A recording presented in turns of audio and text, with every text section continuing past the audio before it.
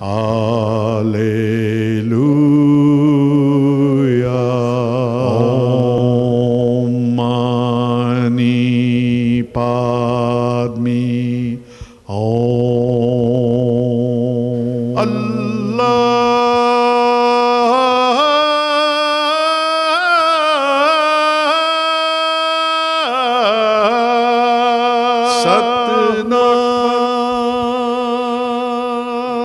Welcome.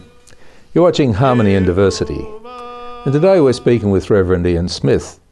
He's the Executive Officer for the Victorian Council of Churches. Thanks for coming in, Ian. My pleasure. Well, let's have a look at a bit of your history. I think you started as a Presbyterian, a little Presbyterian boy. How did it go from there? Well, it's a long story. It goes right back. And my dad was a Scot. Mm-hmm. So brought up in the Highlands of Scotland, up above Aberdeen, so he was a Presbyterian. Mm-hmm. Arrived in Australia at 26. Through a series of circumstances in the late 30s, he swapped churches, became Church of Christ, mm-hmm. and stayed there for the rest of his life. Met and married Mum there, Mum who was the great-granddaughter of a convict from Tassie, so interesting background. Mm. And we spent a bit of time. My wife is right into genealogy, so mm-hmm. she's spent a lot of time exploring the four families. And by irony, Karen's dad, my wife's dad, and my dad are connected to families that are 30 miles apart in northern Scotland. Good heavens. And yet, you know, we never knew. They were only, you know, they live in a little village called Banff, and my heritage is in a little village called Tavies, and so.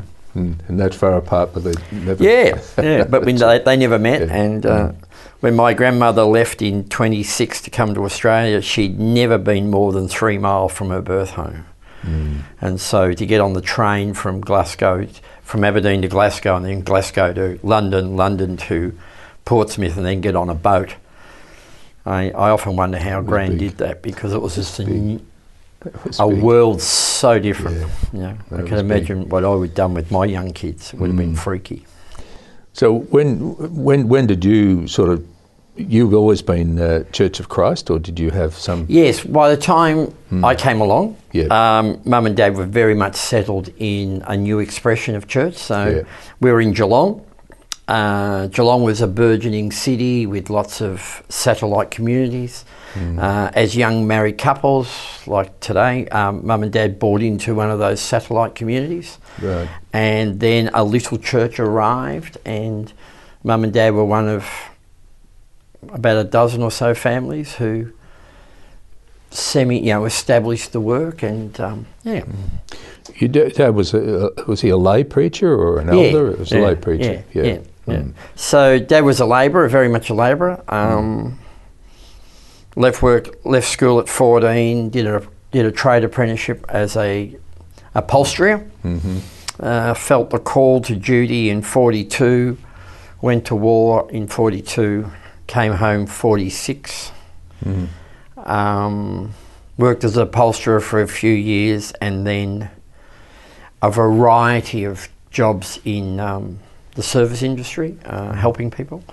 Ended his working life as a first aid officer / medical officer in a large company, caring for other people.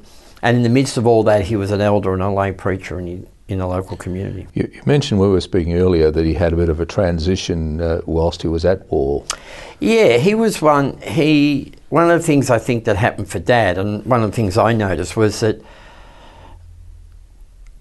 the war for Dad did two things. One is it cemented his faith. Now, I think for a lot of his colleagues, the war and the horror and the disconnection between life on the battlefield and life back home actually disconnected faith. And so often men came back with a real sense of what I saw doesn't fit with a gentle Jesus, meek and mild, or the evangelicals sing the songs, the happy songs, count your blessings and all those sorts of stuff. Yes. Some of the old hymns. Whereas I think for Dad, when Dad's space or Dad's time in the war, it actually made his faith more real. So he came home with a very much a deeper grounded faith that made sense in the midst of the pain and the suffering and the brokenness. But the second thing I think for Dad was that he came home with a sense of the faith is bigger than just his expression. And so from all my formation as a young person was in a very ecumenical space when that wasn't particularly the flavour of the month within the life of the church. And so Mum and Dad mixed with Anglicans and Catholics and Baptists, and there was never a distinction between one being better than the other. It was just that we're all doing the same thing, but we all had different ways of doing it. And that was really formative for me, because in my later life, that became the way I just did church, and it's the way I've always done church. Is that it's a process that's different. It's not the essence of it that's different. And so, one of the gifts I think my dad gave me as a young person was his sense that, find the essence that connects people rather than the difference that divides.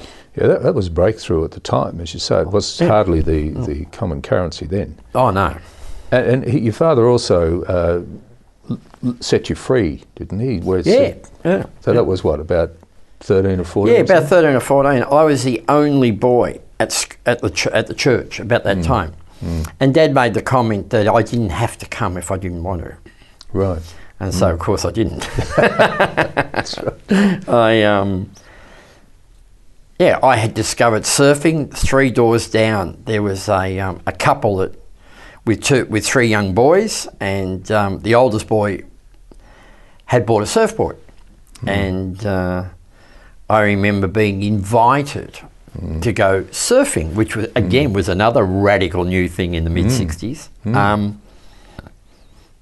And so I have, these memories of Mum and Dad and my 2 younger brothers wandering off to church and me going down to the Herbstrongs to go off for a surf with Mr. Herbstrong.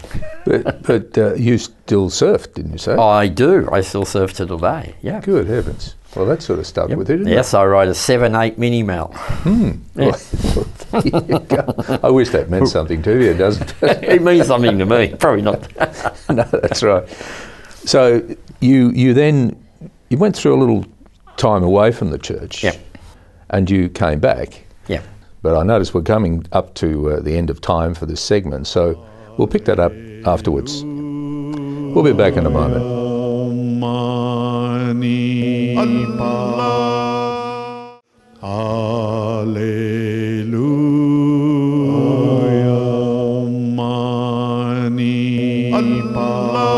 Welcome back. You're watching Harmony and Diversity, and we're speaking with Reverend Ian Smith. Ian, we were just talking about the fact you took a bit of a break. Then that led into you coming slowly back into the influence of the church. Give us a bit of an idea of how that happened. I've loved sport, and I was playing a lot of sport at school, and I was beginning to explore sport after school, so in my latter teens. And a dear friend of mine, a few years older than me, invited me to come to a local cricket club. They were desperate for a wicket keeper, and I have a pretty good set of hands, so he suggested I might try. And it was a chance to play senior cricket. And it just happened that the cricket club was a local church team. And so my dear friend, he invited me, his name is Joe. Joe invited me to come and play. And that led to a series of significant friendships with men who were between 20 and 40, who were in the cricket club, for whom faith and life were working in ways that they were appealing to me. And so in my Tuesday, Thursday night training with the guys, in the playing on Saturday, and one of the things about cricket is cricket's got a lot of downtime. So if you're batting, you can spend 3 to 4 hours on a Saturday afternoon sitting with 11 people. And it creates conversations. And it was through those men, and I still see some of them now, even now, and they're significant people in my life. And then the church that the club was part of ran periodic evening specials in which the sporting groups were expected to turn up, and so I then turned up. Yeah. And so the company of these people who I could, listen to and watch their faith in action, plus my formation with, through my parents and that, led me to the place where it began to make sense in a new way, if you like. Right. And I could begin to join the dots in a way that made sense for me. Sort of reinvented yourself spiritually. Yeah. And in a sense where, and I've had this struggle all my life, but the tension between the structure and the relationship. Right. And I don't do structure well,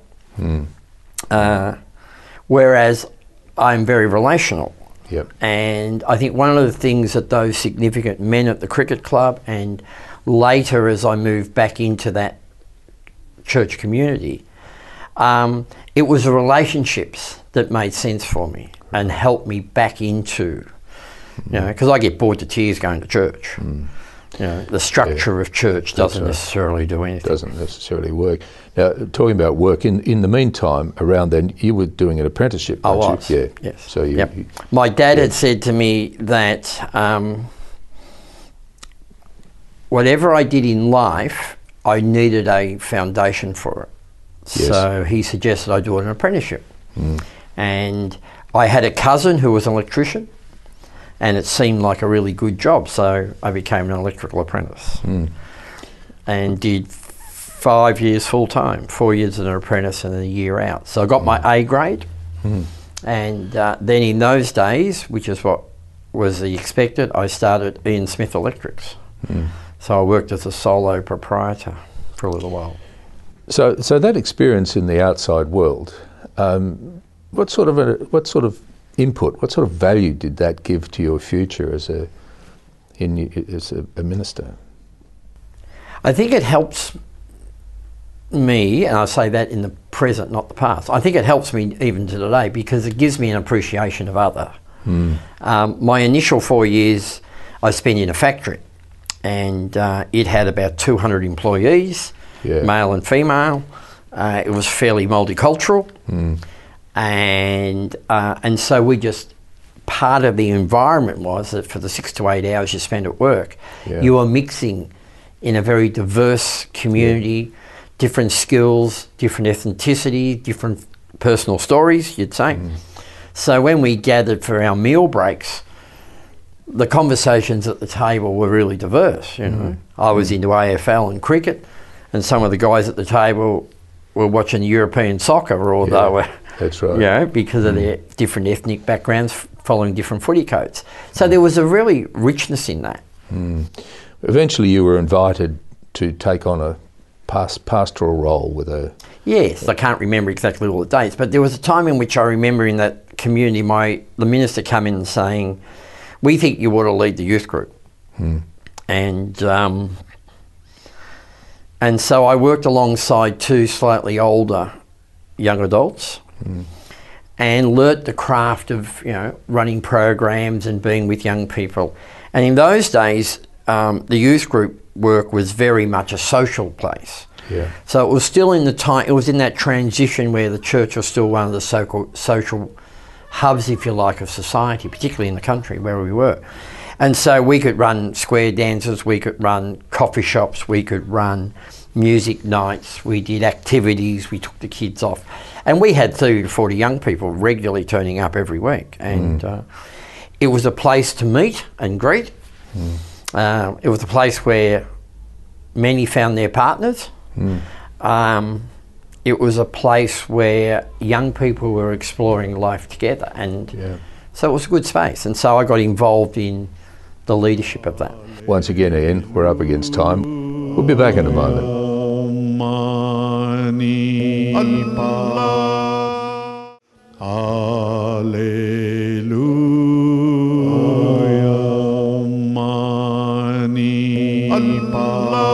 Welcome back. You're watching Harmony and Diversity, and we're speaking with Reverend Ian Smith. Ian, we were talking about you coming back as a pastor.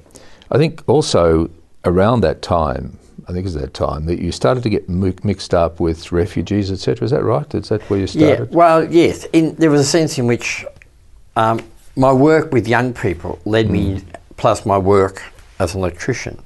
I had this awareness that society was broader than just white Anglo-Saxon and Protestant, and maybe even Catholics tacked on the side.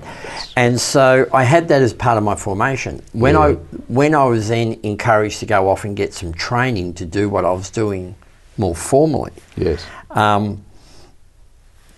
we did that. And skipping over a period of time, I did 4 years at theological college, came out of college, spent a few years working all over Victoria training young people to be youth pastors. And then I was invited to actually become a pastor of a church. And in that process of becoming a pastor, I had a sense of I needed to be in a place that was culturally diverse. Right. And so we have spent the whole 30 years of our ministry together, my wife and I, in places that are culturally and linguistically diverse. Okay. And we have a strong sense of calling to that space. So that was from my formation. And so that led me then to working with communities such as, initially it was in the Keilor, Tullamarine, St Albans, Sunshine area. Yes. And then after that I went to West Heidelberg and I worked in the Olympic Village and the housing estates around what's called Heidelberg Heights, West Ivanhoe, etc. Yeah. In the process of being in that community, I came across refugees in a very more significant way. Right. Particularly in those days, it was around the Sri Lankan refugees who were caught up in the Civil War. Yes. And so primarily I became aware of and then engaged with and finally friends of a number of Tamil people who were dispossessed through the Civil War in Sri Lanka. Yes.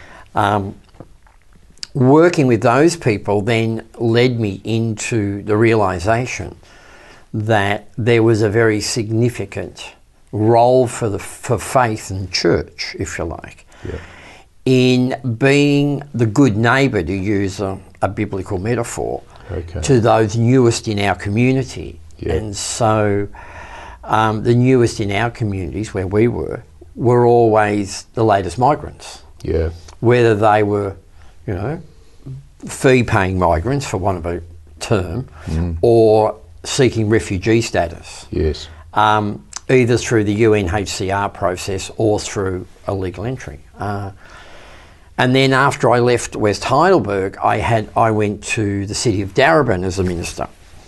And in the city of Darebin, of course, Darebin is one of those communities in Melbourne that recognises 140 nationalities, speaks about 104 languages, that's right, has about 45 Christian expressions of church, has about 8% Muslim community, plus a whole range of others. Yes. And so that led into the whole thing of, if we're going to talk about harmony and how we live as community, then one of those things is interfaith dialogue. Yes. And so during the 14 years that I spent in leadership within the city of Darebin, we formed both the Darebin Interfaith Council, which is an attempt within the local municipality to get the significant faith leaders to a conversation.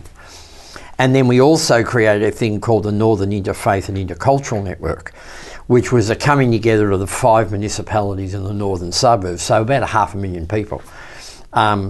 Moreland, Banyule, Darebin, Whittlesea and Hume. Yes. All those municipalities have the similar socio-demographic breakdown, if you like. And so we began to collaborate across the regions, and I was the inaugural chair of for that NIN, Northern Intercultural Interfaith Network. That was early for its time. What sort of year was that happening? What I'm thinking... It would have been the early 2000s. Because I went to Darebin in about 2000 as a local minister, and so this sense of, if we're going to live in harmony, we need to work out how to do community. If we're going to do community, we need to recognise our diversity. Was probably fairly early on, so maybe 2001, 2002. Yeah. So certainly before the World Parliament of Religions. Oh, absolutely. Yeah. Yep. So that, yes, because we actually were invited. Darabin and I was a presenter. We actually spoke to we ran a couple of workshops at the World Council. Yes. Yeah. World Parliament of Religions on local expressions of and how you establish local dialogue. Well, as you'd be aware, that seeded a lot of interfaith groups. Yeah. And some of them operating with the groups that you just mentioned there. Yeah. So that's quite an evolution, the way you've come through with the ecumenical side of it, and then developing the interfaith awareness. How does that pan out with the way in which you come to ministry when you're doing your ministry type work? I think I come with a worldview that is people shaped, not structurally. Yeah. So therefore, when I reflect on the ministry that we've participated in, it is always about building strong community. Yeah. And strong community is about learning to listen to the narrative of the other, to find the points in the other's narrative that engage with your narrative in a way that builds the place of meeting. That sounds like someone who's about to move into the Victorian Council of Churches to me. And when did that happen? Initially, it happened right back in my days when I was at Ivanhoe and North Heidelberg in that space. My parent church, if you like, Churches of Christ Victorian in Tasmania, they asked me would I become their social justice rep on the Council of Churches. Oh, okay. And yes, so back in the early 90s, I joined one of the working arms of the Council as a Church of Christ representative. And after 7 or 8 years working in the social area of social justice, which included, the migration and the refugee and the homelessness and Poverty Week and all those, I then moved on. On the point of poverty, Yep. we're poverty stricken with time. Yep. Now, would you be able to come back next week and we'll go through this Victorian Council of Churches? That'd be fantastic. Because it's a great story. Thank you, Ian. We'll be back next week and we'll be speaking again with Reverend Ian Smith. Thanks for watching. Baha'u'llah,